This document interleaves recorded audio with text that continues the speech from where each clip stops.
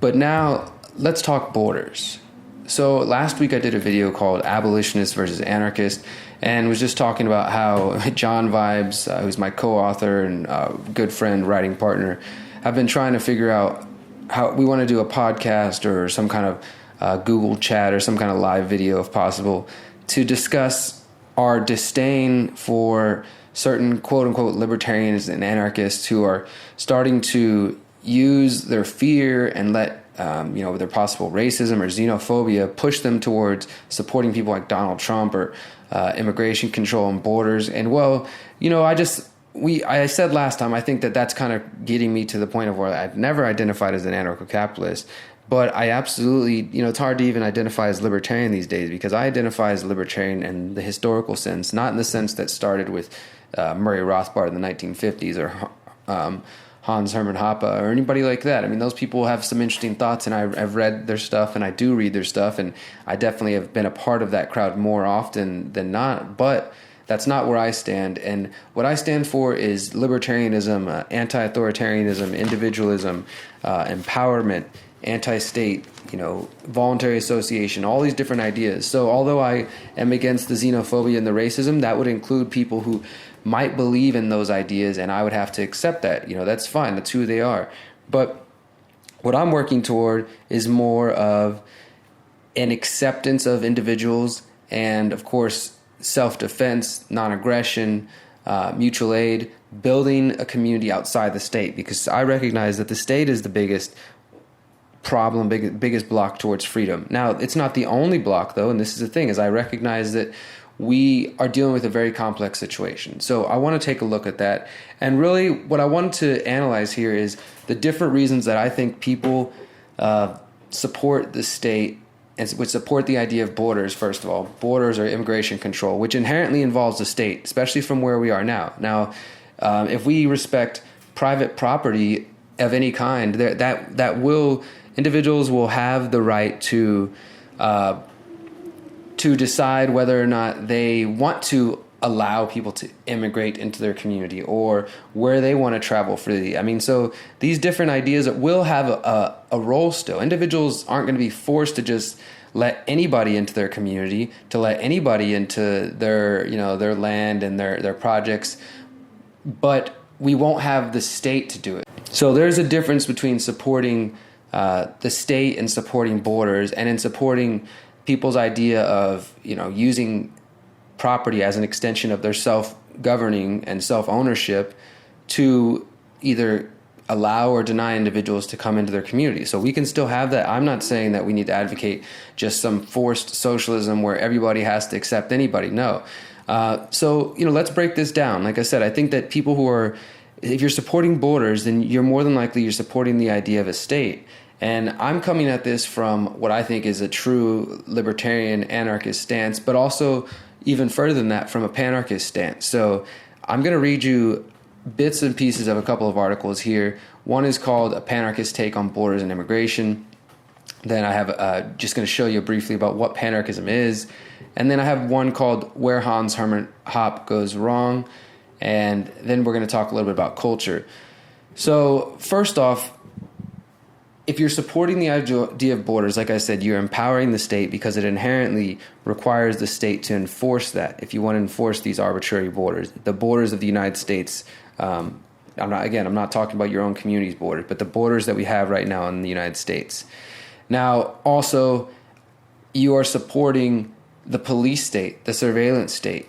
Because what do you think is going to happen when they start building walls around this place? Do you think that's going to make us safer? Do you think that's the idea of keeping people out and locking ourselves in is a stronger strategy? Because I think that's where we fail once you start allowing that fear, because this is all being pushed by fear. Now, this leads me to the fact that we have to accept that the United States has helped, and Western interests have helped create this crisis. So we understand that, right? This is in some ways, many will argue, this refugee crisis that is bringing on the whole borders discussion and immigration discussion is in some ways an engineered crisis, if not just an allowed crisis, right? And people have the legitimate fears of, say, terrorists or ISIS exploiting, because they've stated that they will exploit. that they will exploit the refugee crisis in order to come in and to wage attacks. So many people now are taking what they see as a pragmatic stance and against the state and against violence from, terrorism, and saying, well, look, we need to support borders at this point. We need to lock them down hard because this will keep us safe. This will keep undesirables out. Right. And this will maintain our culture. This is something that's going to be a common theme here in this talk, is that people say that, the immigrants coming in, either it's that they're going to come in and they're going to commit violence, or that they're going to come in and they're not going to respect our culture because they're coming from a culture that, doesn't respect our views and liberalism and freedom. And I agree in some stances. If you're coming from a place that is still living under modes of thinking that allow for suppression of free speech, suppression of women and children, and just really barbaric ideas that seem backwards to the Western mind. I don't think that the Western mind, the Western world, should go force their ideas on these other places.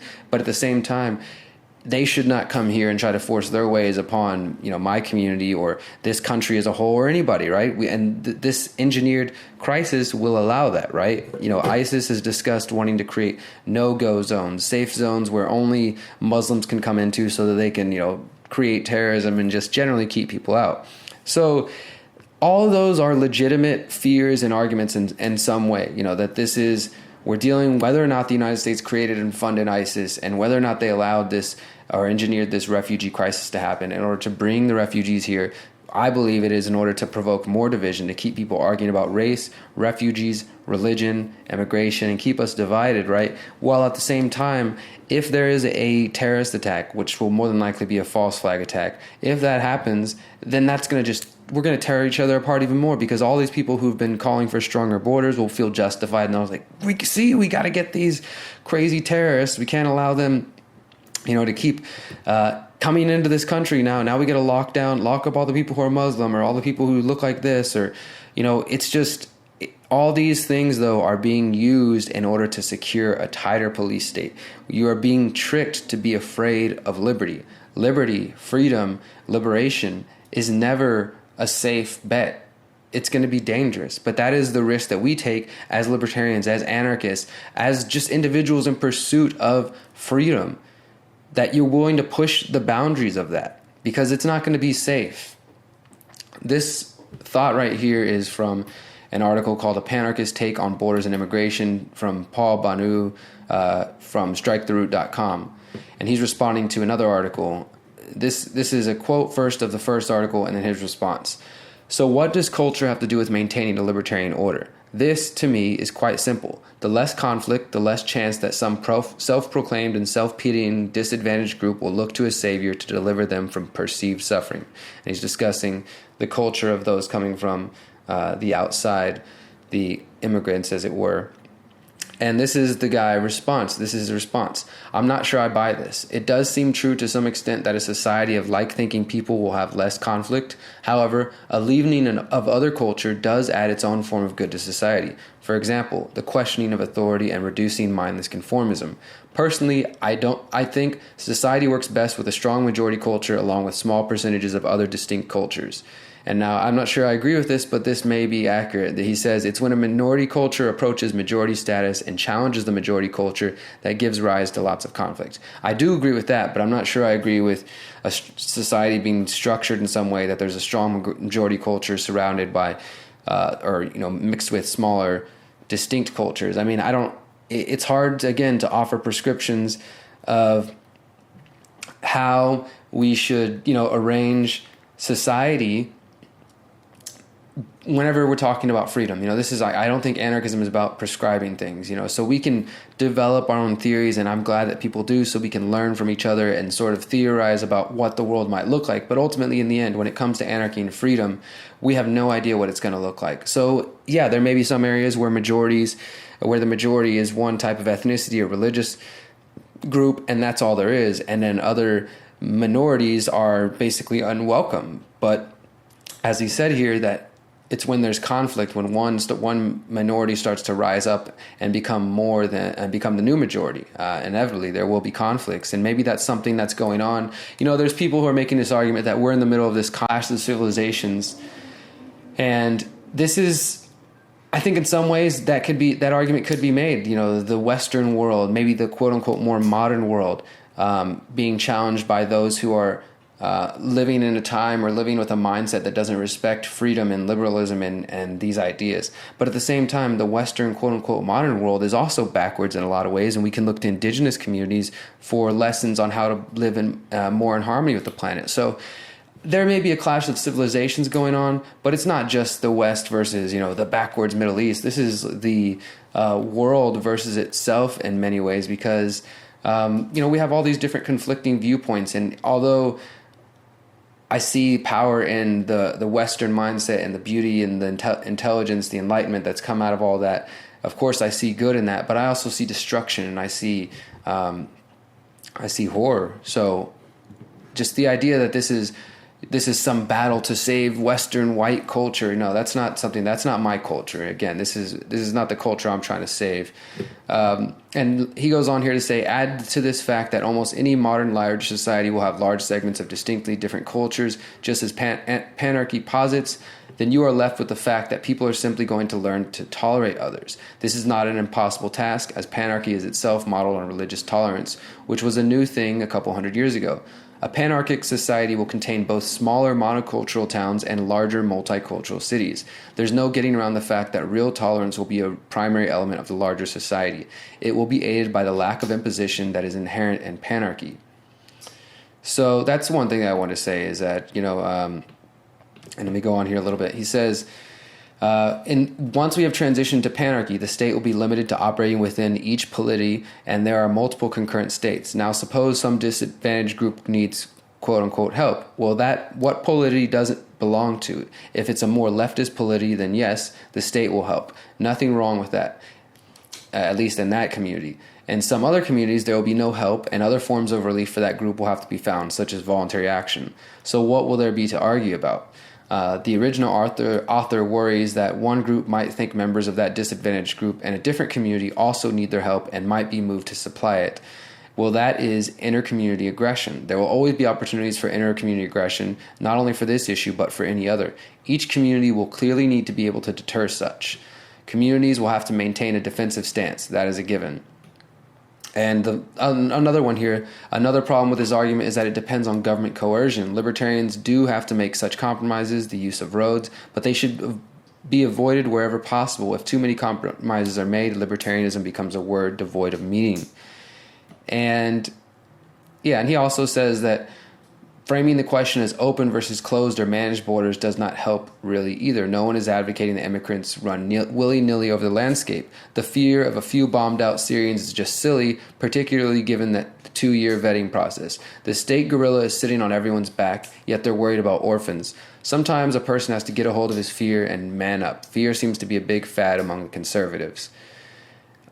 And he says the true aim of closed managed border is to preserve the welfare state. That is at least in effect, even if it's unintended. So in a panarchic world, some communities will accept immigrants and others won't. That's all. The people should look to their own communities and shut their mouths about what happens in others. So that's a pretty interesting view on that, and that's definitely closer to where I stand here. Now, the other one I wanted to discuss here is, first let me give you I guess I should have done this first, but if you are unaware, panarchy is a political philosophy emphasizing each individual's right to freely join and to leave the jurisdiction of any government they choose without being forced to move from their current location. This is something that we discuss in our book, Conscious Resistance, Reflections on Anarchy and Spirituality, and our chapter number 4 on anarchism, towards panarchy, I believe is what we call it. And we give a history of anarchism. We discuss our view and how we believe that individuals can come together. And as they mentioned, this comes originally from people who are of different religions being able to live next to each other. And that used to be a completely unrealistic idea. And in some parts of the world, that still is unrealistic because people are so just devoted to their religions that they can't even imagine living next to a Christian or to a Buddhist or to a Muslim or to an atheist or whatever, that they're still willing to fight and die over that. But that has changed now in other parts of the world, and that can change as well when it comes to the state and being able to opt out of the state you live in and to be able to build the community that you want and to not have to rely on the state for anything really, and to rely on each other.